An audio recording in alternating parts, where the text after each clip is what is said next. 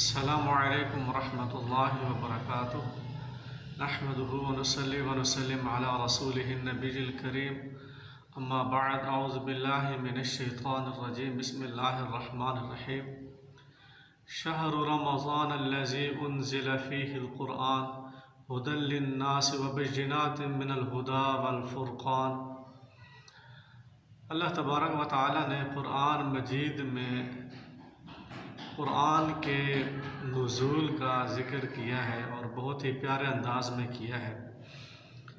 قرآن مجید کا جس سے تعلق بنتا گیا اللہ تعالیٰ ان کو شان عطا فرماتا گیا ہے۔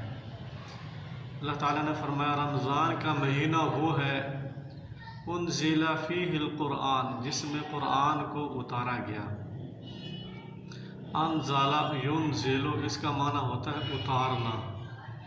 انزل فیہ القرآن جس میں قرآن مجید اتارا گیا، ھدی للناس جو قرآن تمام لوگوں کے لیے ہدایت ہے، وبینات اور واضح نشان دلائل رکھنے والا ہے یہ قرآن، من الہدی والفرقان ہدایت کے اور حق اور باطل کے درمیان فرق کرنے کے، اور یہ قرآن مجید جو ہے واضح دلائل رکھنے والا ہے۔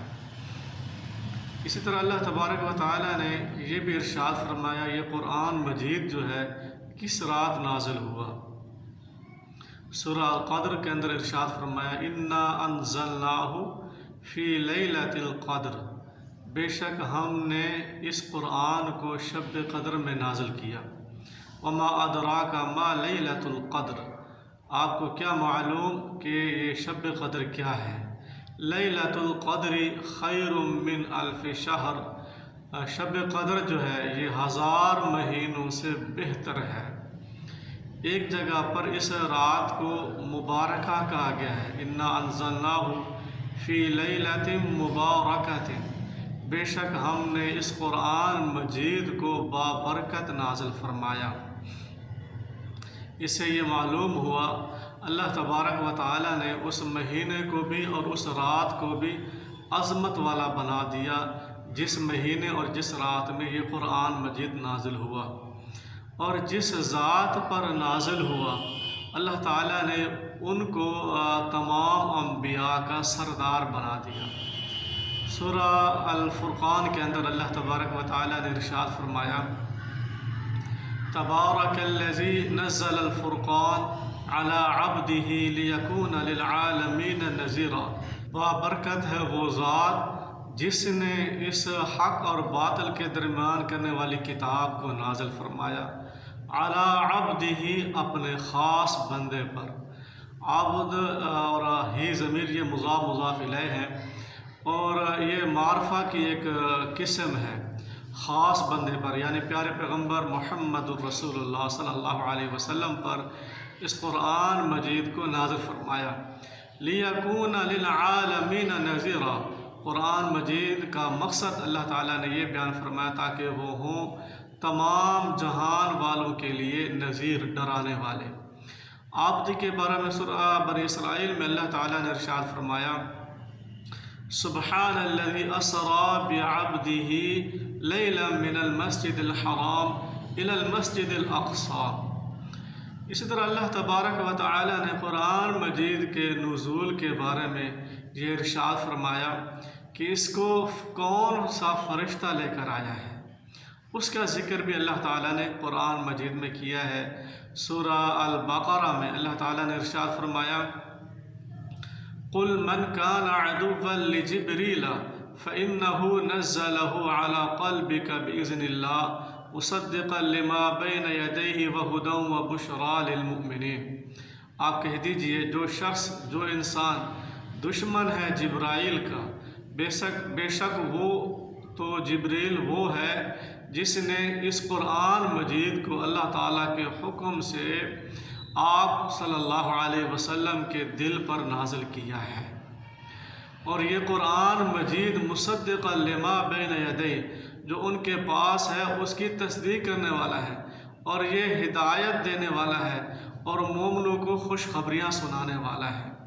جو شخص دشمن ہے اللہ تعالیٰ کا اور فرشتوں کا اور رسولوں کا اور جبریل اور میکائیل کا، یقیناً اللہ تعالیٰ ایسے کافروں کا دشمن ہے۔ البتہ تحقیق ہم نے اس قرآن مجید کو واضح آیات کے ساتھ آپ کی طرف نازل کیا، اس کا انکار سوائے فاسقوں کے اور کوئی نہیں کرتا۔ اللہ تبارک و تعالیٰ نے سورہ شعراء میں ارشاد فرمایا، اللہ تعالیٰ نے فرمایا وَإِنَّهُ لَتَنزِيلُ رَبِّ الْعَالَمِينَ، بے شک یہ قرآن مجید لتنزیل اتارا گیا ہے، من رب العالمین اتارا ہوا ہے رب العالمین کی طرف سے، اللہ تعالیٰ کی طرف سے یہ قرآن مجید آیا ہے۔ نازل بہ الروح الامین، اس کو اتارا ہے، اس کو لے کر اترا ہے الروح الامین، جبریل امین۔ روح الامین اس کو لے کر کیا ہے نازل ہوئے ہیں۔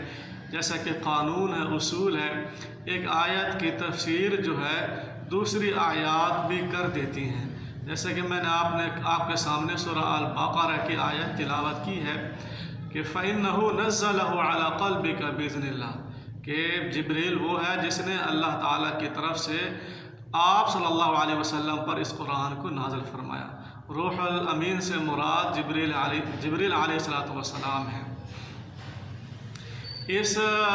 ان دو تین آیات سے یہ بات واضح ہو جاتی ہے کہ قرآن کی تعریف کیا ہے، کہ قرآن کی تعریف یہ ہے کہ یہ کلام ہے اللہ تعالیٰ کا۔ اللہ تعالیٰ نے جبریل امین کے ذریعے سے پیارے پیغمبر محمد الرسول اللہ صلی اللہ علیہ وسلم کے دل پر نازل فرمایا، بلسان عربی مبین، واضح عربی زبان میں ہے یہ کلام۔ اسی طرح اللہ تبارک و تعالیٰ نے ایک اور جگہ پر ارشاد فرمایا وَقُرْآنًا فَرَقْنَاهُ لِتَقْرَأَهُ عَلَى النَّاسِ عَلَى مُكْثٍ وَنَزَّلْنَاهُ تَنزِيلًا۔ یہ سورہ بنی اسرائیل کی آیت ہے۔ اللہ تعالیٰ نے فرمایا وَقُرْآنًا، قرآن، یہ عظیم قرآن، یہ تنوین جو ہے یہ تعظیم کی ہے، وَقُرْآنًا یہ تنوین تعظیم کی ہے، یہ عظمت والا قرآن۔ اللہ تعالیٰ نے فرمایا فرقناہ لتقرأہ علی الناس، فرقناہ کہ اس کو ہم نے علیحدہ علیحدہ کر کے نازل فرمایا، یعنی صورت بصورت یا کچھ آیات ایک دفعہ اور کچھ آیات بعد میں نازل فرمایا، یعنی یکدم ہم نے اس قرآن مجید کو نازل نہیں فرمایا بلکہ تھوڑا تھوڑا کر کے ہم نے اس کو نازل فرمایا۔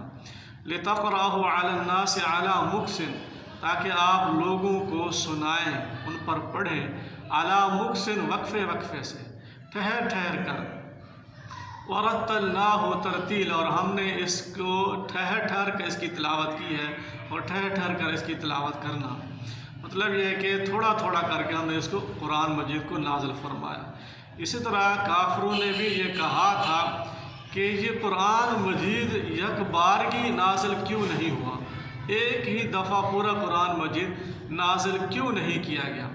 اللہ تعالیٰ نے ارشاد فرمایا سورہ الفرقان کے اندر وقال الذین کفروا لولا نزل علیہ القرآن جملۃ واحدہ، اور کہا کافروں نے کیوں نہیں یہ قرآن مجید آپ پر پورا قرآن مجید جملۃ واحدہ یک بارگی نازل کیوں نہیں کیا گیا۔